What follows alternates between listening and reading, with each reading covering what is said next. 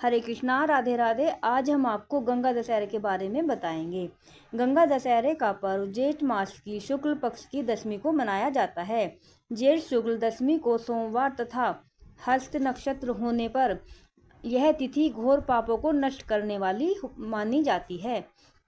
हस्त नक्षत्र में बुधवार के दिन गंगा अवतरण हुआ था, इसलिए यह तिथि अधिक महत्वपूर्ण है। इस तिथि में स्नान, दान, तर्पण इन 10 पापों का नाश होता है, इसलिए इसे दशहरा कहते हैं।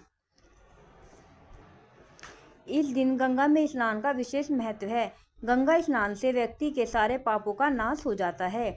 यह जल वर्ष भर रखने पर भी सड़ता नहीं है। अब आपको हम इसकी कथा सुनाएंगे। प्राचीन काल में अयोध्या में सगर नाम के राजा राज्य करते थे। उनके केशिनी तथा सुमिति नाम की 2 रानियां थीं। केशनी ने अंशुमन नामक पुत्र हुआ तथा सुमति से 60,000 पुत्र थे। एक बार राजा सागर ने अश्वमेध यज्ञ किया। यज्ञ की पूर्ति के लिए एक घोड़ा छोड़ा। इंद्र यज्ञ को भंग करने हेतु घोड़े को चुराकर कपिल मुनि के आश्रम में बांध आए। राजा ने यज्ञ के घोड़े को खोजने के लिए अपने 60,000 पुत्रों को भेजा। घोड़े को खोजते खोजते वे कपिल मुनि के आश्रम में पहुंचे तो उन्होंने यज्ञ के घोड़े को वहां बंधा पाया। उस समय कपिल मुनि तपस्या कर रहे थे। राजा के पुत्रों ने कपिल मुनि को चोर चोर कहकर पुकारना शुरू कर दिया। कपिल मुनि की समाधि टूट गई तथा राजा के सारे पुत्र कपिल मुनि की क्रोध अग्नि से जलकर भस्म हो गए। अंशुमान पिता की आज्ञा पाकर अपने भाइयों को खोजता हुआ जब मुनि के आश्रम में पहुंचा तो महात्मा गरुड़ के उसके भाइयों को भस्म होने का सारा वृतांत कह सुनाया। गरुड़ जी ने अंशुमान को यह भी बताया कि यदि इनकी मुक्ति चाहते हो तो गंगा जी को स्वर्ग से धरती पर लाना होगा। इस समय अश्व को ले जाकर अपने पिता के यज्ञ को पूर्ण कराओ। इसके बाद गंगा को पृथ्वी पर लाने का कार्य करना। अंशुमान ने घोड़े सहित यज्ञ मंडप में पहुंचकर राजा सगर को सब वृतांत कह सुनाया। महाराज सगर की मृत्यु के पश्चात अंशुमान ने गंगा जी को पृथ्वी पर लाने के लिए तप किया, परंतु वह असफल रहे। इसके बाद उनके पुत्र दिलीप ने तपस्या की, परंतु वह भी असफल हुए। अंत में दिलीप के पुत्र भागीरथ ने गंगा जी को पृथ्वी पर लाने के लिए गोकर्ण तीर्थ में जाकर कठोर तपस्या की। तपस्या करते करते कई वर्ष बीत गए। तब ब्रह्मा जी प्रसन्न हुए तथा गंगा जी को पृथ्वी लोक पर ले जाने का वरदान दिया।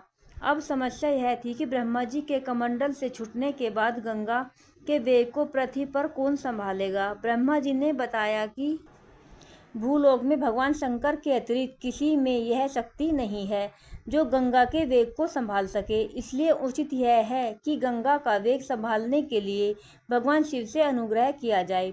महाराज भगीरथ ने एक अंगूठे पर खड़े होकर भगवान शंकर की आराधना करने लगे। उनकी कठोर तपस्या से प्रसन्न होकर शिवजी गंगा को अपनी जटाओं में संभालने के लिए तैयार हो गए। गंगा जी जब देवलोक से पृथ्वी की ओर बढ़ी तो शिवजी ने गंगा जी की धारा को अपनी जटाओं में समेट लिया। कई वर्षों तक गंगा जी को जटाओं से बाहर निकलने का पथ न मिल सका। भगीरथ के पुनः अनुनय विनय करने पर शिवजी गंगा को अपनी जटाओं से मुक्त करने के लिए तैयार हुए। इस प्रकार शिव की जटाओं से छूटकर गंगा जी हिमालय की घाटियों में कलकल निनाद करके मैदान की ओर बढ़ी। जिस रास्ते से गंगा जी जा रही थी उसी मार्ग से ऋषि जनहू का आश्रम था। तपस्या में विघ्न समझकर वे गंगा जी को पी गए। भगीरथ के प्रार्थना करने पर उन्हें पुनः जांग से निकाल दिया। तभी से गंगा जनहू पुत्री या जानवी कहलाई। इस प्रकार अनेक स्थलों पर पार करती हुई जानवी ने कपिल मुनि के आश्रम में पहुंचकर सागर के 60,000 पुत्रों को भस्म अश्वयों को तारकर मुक्त किया। उसी समय ब्रह्मा जी ने प्रकट होकर भगीरथ के कठिन तप तथा सागर के 60,000 पुत्रों के अमर होने का वर दिया तथा घोषित किया कि तुम्हारे नाम पर गंगा जी का नाम भागीरथी होगा। अब तुम जाकर अयोध्या का राज संभालो। ऐसा कहकर ब्रह्मा जी अंतर्ध्यान हो गए। राधे राधे। बोलो गंगा मैया की जय।